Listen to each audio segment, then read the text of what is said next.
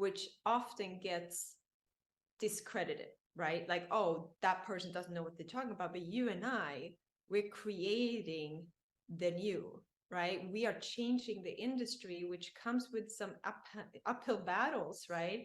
But we know it's true and we see how people benefit from it. And in the gym, I go to a gym here in Fort Lauderdale and I look around and the trainers have terrible form.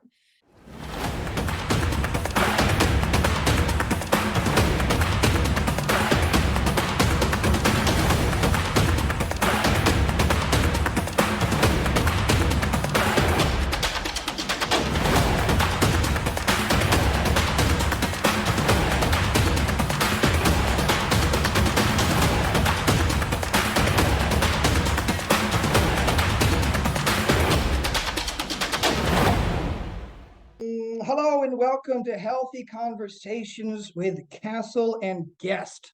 And today's guest is Mary Asplin. And would you mind please telling us a little bit about yourself before we get going? Absolutely. Thank you so much for having me. Appreciate you. And my background, I moved from Sweden to here in 2004. I have a master's degree in biomedical science, came here for a PhD in stem cell research, which I decided to not continue. And instead, I wanted to dedicate my life for preventative medicine, and which I do right now. Now, me and you ran each other at the park a long while back, and we've been trying to set up a fun little podcast to do for a while now. I'm glad we finally got to do it. And anybody who follows me on Castle's Corner on YouTube, you guys will know that it's really hard for me or for you guys to find people who actually know this kind of information about biomechanics, biotensegrity, correct training. And well, here's somebody else who knows a lot about it. So I was so pleased to run into a human being in the flesh who knew these things. It's very rare. It's very rare. You probably know it's pretty rare. And Very. I had to have you on. But we're not even going to get into anything too crazy specific today, I don't think. I just wanted to talk about healthy habits. And a lot of people always want to know, Coach Castle, you only say you work out 15 minutes a day. You say most of your day is clients, you work 16 hours a day. How do you maintain your physique? How are you able to do all that you do? So I have a lot of videos. I talk about this a lot, but we're going to give you kind of a synapse of the things that I do. I know you have quite a few that you do as well. Anybody who is a healthy individual or an athlete of any kind, they have, of course, time set aside in their day for specific training, perhaps. But then throughout the rest of the day, we're also just thinking like athletes. We're thinking like intelligent people. I burn it into my client's brain. Get up like an athlete, move like an athlete. I always say those things to them. Like, what does that mean? I'm like, be elegant, be graceful, be confident, know what you're going to do before you do it, move smoothly. That this is what I'm talking about. But anyway, so before I get into how I handcuff my habits and do my things, what's your take on this? How do you kind of stay healthy throughout the day?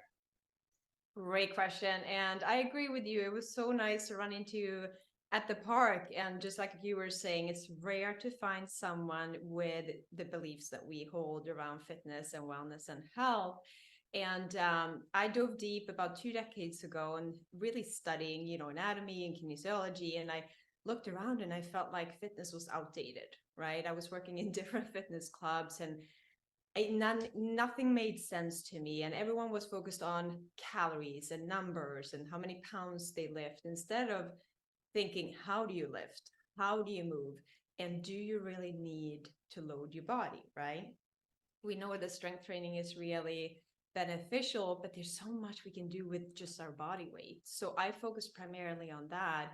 My background is personal training. I took 200-hour yoga certification. I'm also a massage therapist. So I integrate the manual therapy with the movement therapy, right? Went through the corrective exercise specialist program and just looking at how much we can do just by moving our body. And to your point, not to work out for longer. It is This culture is like they have it wrong, in my Mm-hmm. opinion. They focus on quantity versus quality. Mm-hmm. So, and that's when you bring in mind and body connection, right? You see these people on the treadmills, they're texting and they're doing so many things and they are scattered while they move, right? But if you connect this to that and you have that neuromuscular connection through your movement, both in the eccentric and concentric phase, you get so much more out of your workout, right? and no distractions. So 15 minutes, to your point, I fully back that up. Maybe 20, 25, Oh, of course. sometimes. Yeah. But it's like, it's how effective you can be. So over the last 2 decades, I've specialized in posture. I went through the structural integration program with Tom Myers, who basically took rolfing to the new level. And he's the author of Anatomy Trains and all the meridians, and really understanding that, even orthopedic medicine, right? I took orthopedic massage and they look at the joint. PTs look at one joint, but they don't understand how the joints are actually connected. So if you have a shoulder injury, I may have to treat your hip, right? Or your pelvis alignment or whatever. So I appreciate you so much, because it's so rare to find someone who thinks about health and wellness the way we do. And a lot of people think, we are the obviously rare breed, but in my opinion, it's like, this is the way to live. So to your question, how do I live? I mean, health is a lifestyle, right? So I think that's another mindset we have to shift. It's not something we separate from the rest of our life, right? It's an integration. So I live and breathe health, because I think that health is the greatest wealth. The minute we get sick, the only wish we have is to feel good again. It doesn't matter how much money we have, right? And I've been very fortunate working with very, very wealthy clients up in Boston, Mass. And I've worked all categories and all walks of life, but in the very kind of top 1% of the population, right? I've seen the most sick people sometimes, because they don't treasure their health.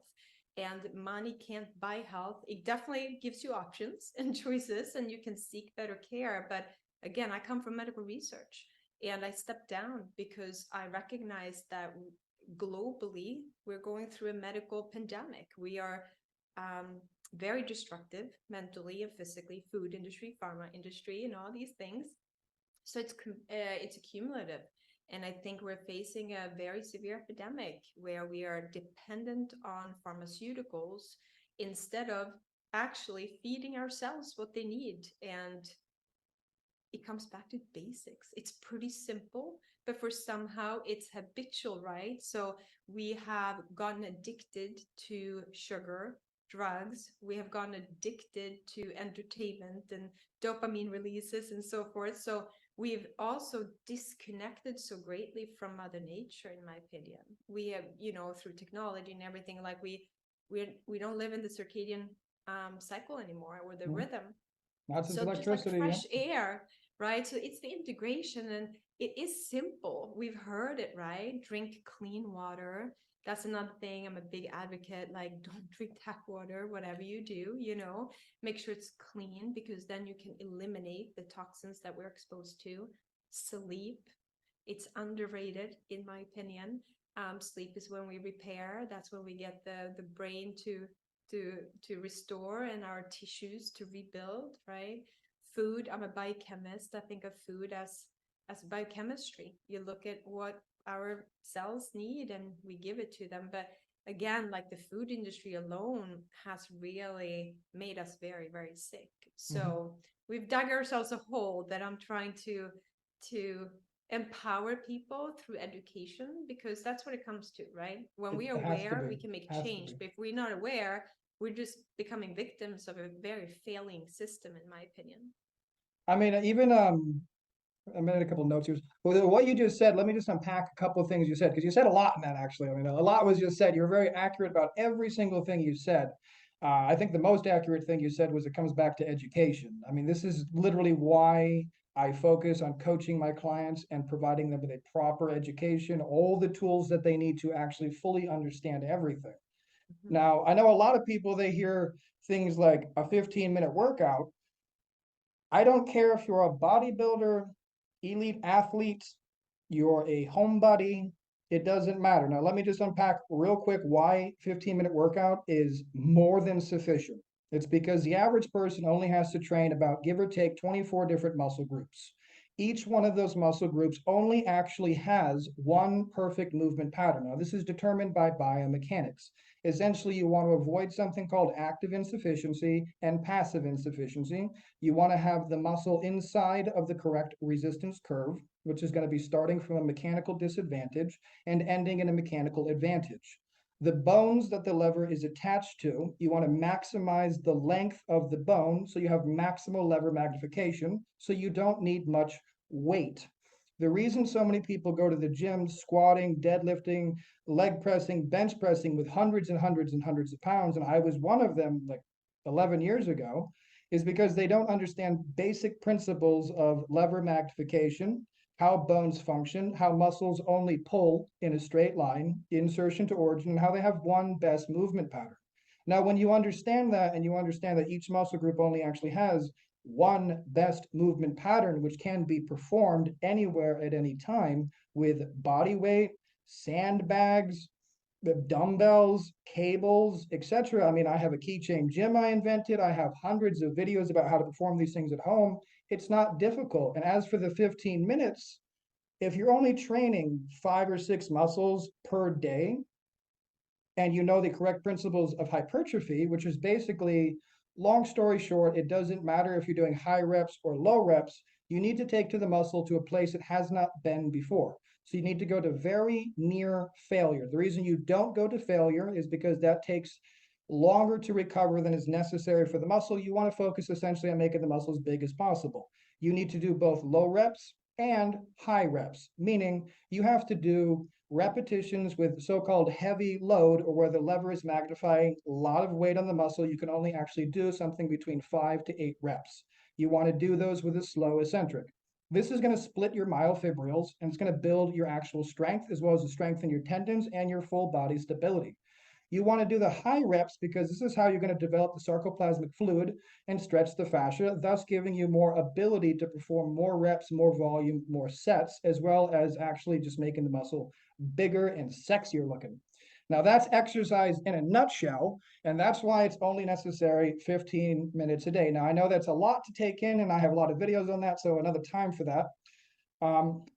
Something else I saw you mentioned was sleep. Now, this is something that I make every client I have prioritize, and I prioritize myself, is sleep.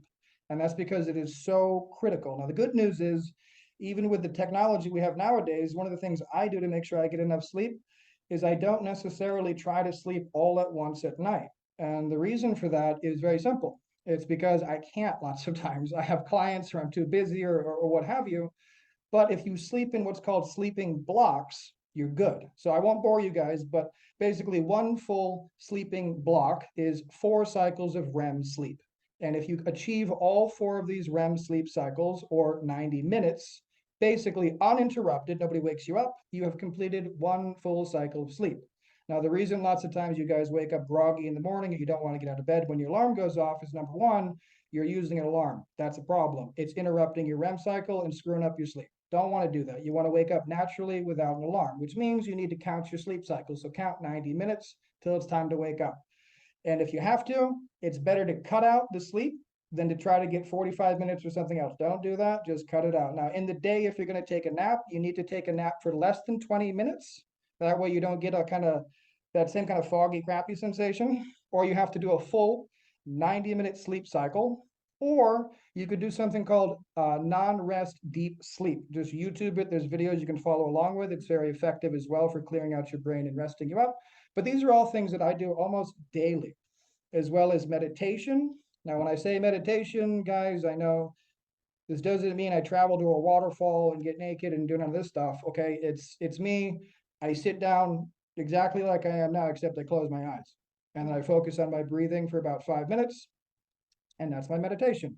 Why do I do this? I do it for a lot of reasons. I won't bore you. I recommend you guys do this as well.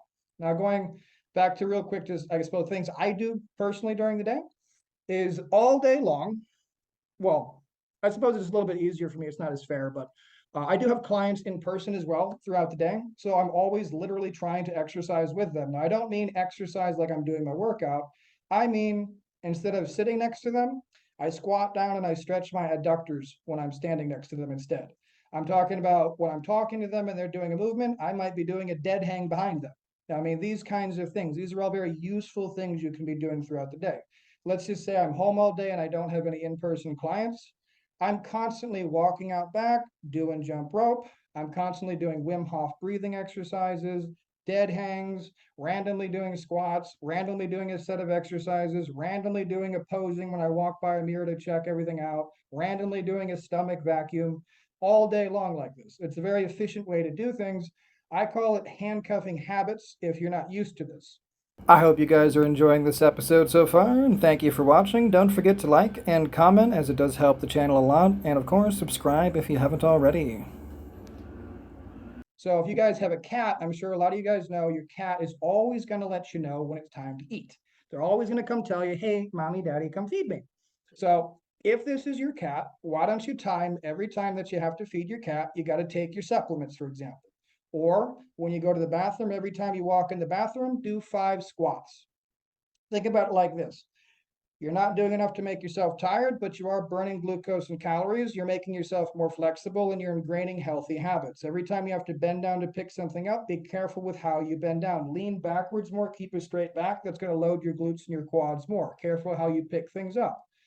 I mean, just play. Literally, just kind of have fun during the day doing things. Go grocery shopping, walk into your car with the grocery bags, do some bicep curls. Go into the grocery store and it's less than a mile away. Walk to the grocery store instead of going on the treadmill mindlessly for an hour. If you're on the treadmill, back to your point, do intentional cardio. So be on an incline. Pay attention to your foot placement, your foot triangle. Pay attention to, are you pulling with your hamstrings or your glutes? Are you pushing? What's your body position? Are you holding on? How's your breathing? Are you using your diaphragm? This is intelligent cardio. This is what separates people who mindlessly boop, boop, boop, boop, boop, boop, boop, boop, and the people who are actually getting results. Thoughts? I know that was a lot. Sorry. No, I love it. And I'll jump in to add to that because I think there's a lot of confusion, right, in fitness and especially around weight loss.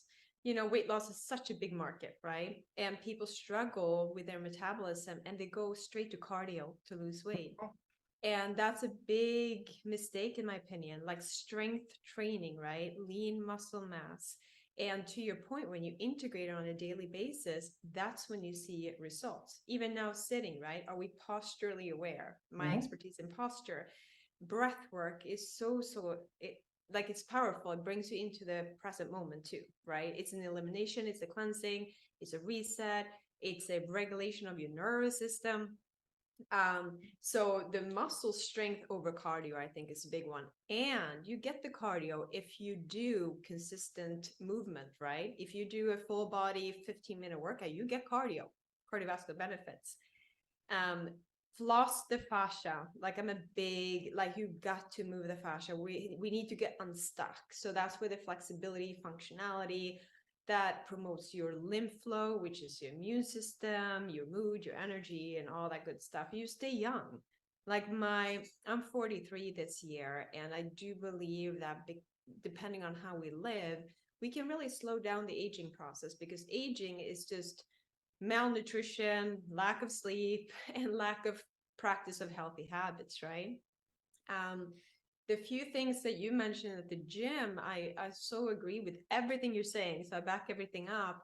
I feel like they skip general population is not educated. And I think of education equals empowerment.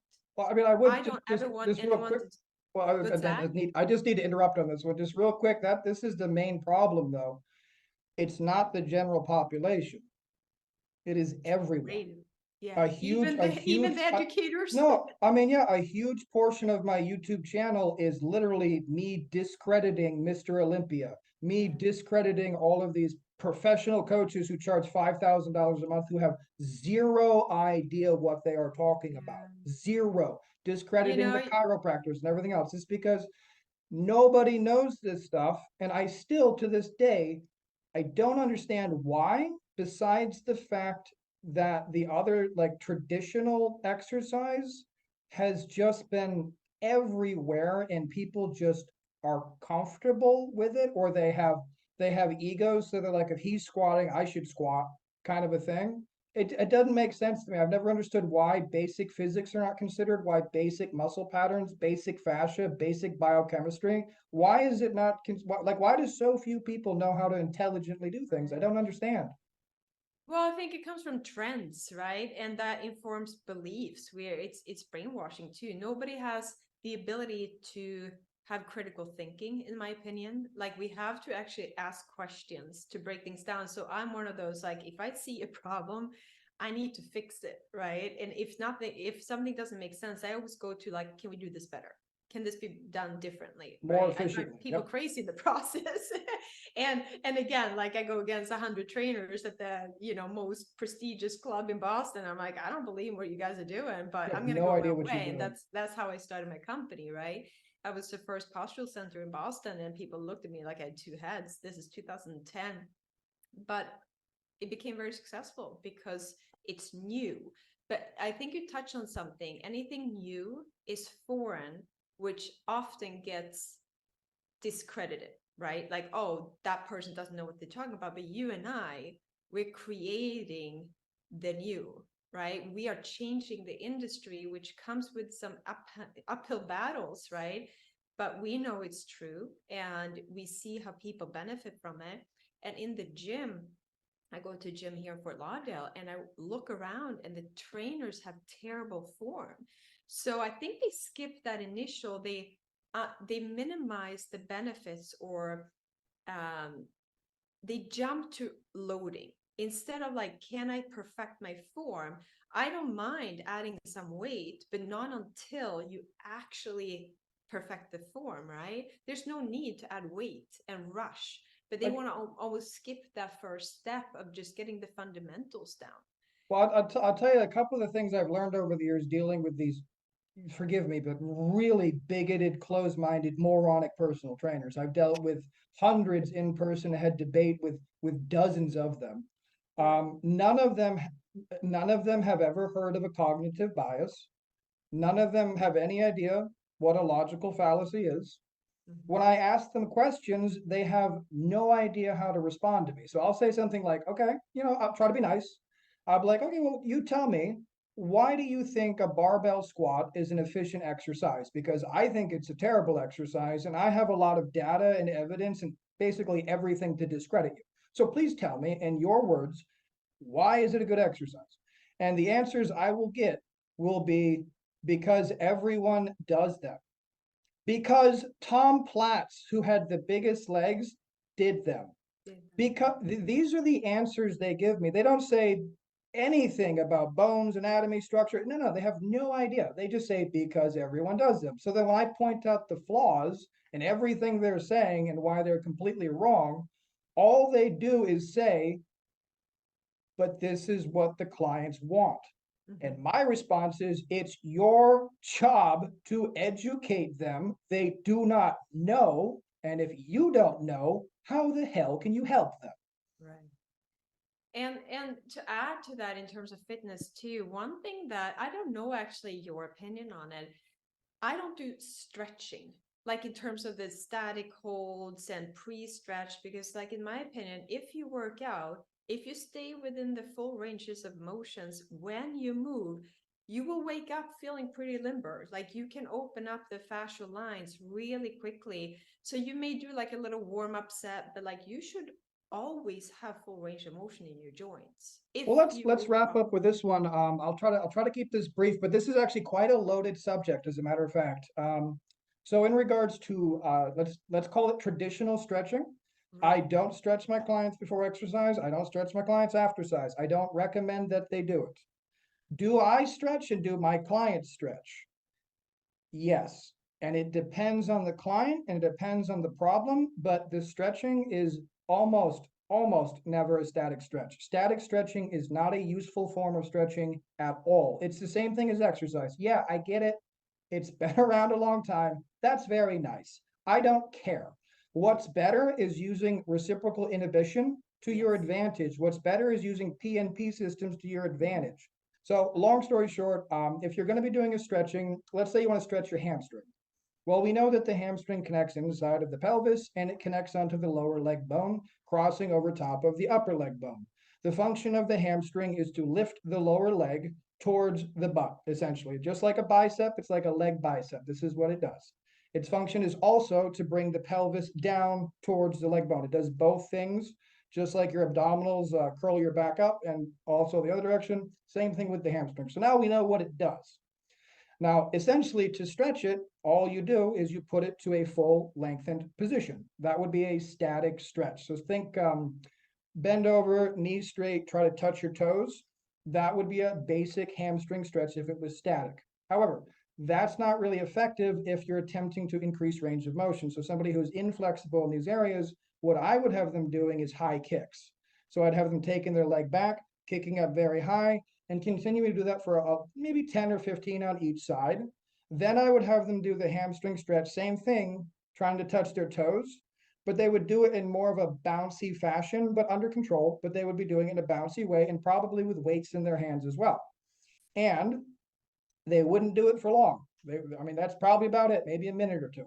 I have a 15-minute night stretching routine that I do for myself. It's quite comprehensive, but it's also for my spine, in between my ribs, my lat. It's basically every muscle on my body, and I do it every night. On top of the fact I got a really screwed up broken body, I mean, I just kind of need to do it anyways. But no, that's a can of worms. But long story short, if you're going to be stretching, just learn how to stretch intelligently. Static stretching is not a good way to do anything. Again, there's correct ways to do things. You don't have to stretch 15 minutes a day like I do either. It's the same thing. Incorporate it in your day. It just, Active movement too, like even yoga, right? It's stretching, but it's movement and integrated. And breath work, I think we don't think of breath as movement. that's So we true. But you actually got 10 or stand. 12 pounds So of breathing so if muscles. you Yeah. really do three-dimensional breathing, Mhm. you're exerting movement. And if you think of spine, which I do a lot of pre and post op or pain management or pain prevention, right? With manual therapy. But when you include the breath work, now you have expansion across the intercostals and your rib cage, and your thoracic mobility increases. So just breath alone Mhm. can unstuck the spine. The last thing I just wanted to bring here today is the power of morning routine. Oh, I yeah. think really start, it's like how you start your days, how you end your days. So if you don't look at your phone first thing, if you wake up, you stay in bed, 3 mindful breaths. Don't overcomplicate it. Just mindful breaths, right? Some sort of movement. I do cold plunging. I believe in cold water therapy very, Big very fan. greatly. So now you start your day with health in mind, and you're more likely to continue that and make better choices versus just, and yes, to no alarm clocks. I haven't had an alarm since 2007. And so I fully back you up. I don't believe alarms are great for our nervous system. And last but not least, I haven't used a pillow in 15 years. So to lie flat on the back just to restore, I think the pillows actually cause a lot of problems. So but I do a roll for the cervical spine, that's it. But it takes time to get there.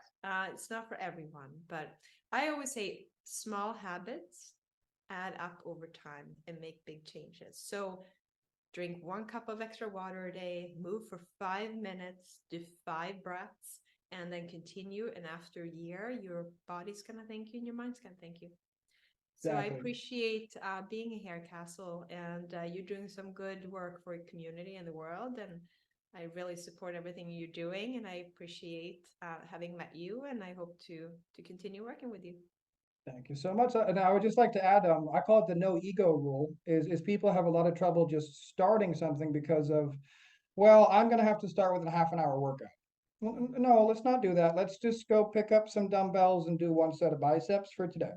So basically, guys, only compare yourself to how well you did the day before. And if you can even do 1% better the next day, that's cool. If you have a bad day, you screw off really bad on your diet, you have a bad, okay, cool. We're human, make mistakes, no sweat. Do not overcompensate. Don't go on the treadmill. Don't freak out. No, next day, back to normal, normal food, normal rhythm. I do new stuff all the time. I'm always teaching myself new skills. I'm always doing all kinds of new things. But even I got to do the no ego check daily almost. I'm like, okay, well, why didn't I do that today? I'm like, well, it's because I said I was going to read 3 chapters. I didn't have time. So I should have just said 1 chapter and then I would have done the damn thing. But again, just I everybody, no ego rule. And if you write something down, it is much more likely you're going to do it. Mhm. And if you write it down and you don't do it, make it an easier goal. And trust me, you're going to do it the next day. You're not what you do once a week. You're not what you do once a month or once a year. You're not that one vacation or that one time you hired a trainer or that one time in high school. You are what you do on a daily, consistent basis. And your body is constantly changing. You're not the same human you were when you were 10 or when you were 20 or when you were 30. You're a very different human with a completely different, altered physical body. Every cell in your body has been replaced. You've gone through a lot of shit. You think about stuff differently. Small daily changes snowball. Think about your health. Think about your exercise and your health as I want to be healthy, not I want to look a certain way, not I want to please people when they look at me. No, no, no. I want to be a healthy person and everything else will fall in after that. But don't look for quick fixes or pills. They don't exist. Bears, I know you gotta go. I gotta go. So let's wrap this up. It was a pleasure, and we'll have you back on soon. New year, new me, turn it up a new degree. I'm gonna make it to the top if it's the last thing I see. Work hard every day, work hard, then we play. I'll be doing everything in my own damn way.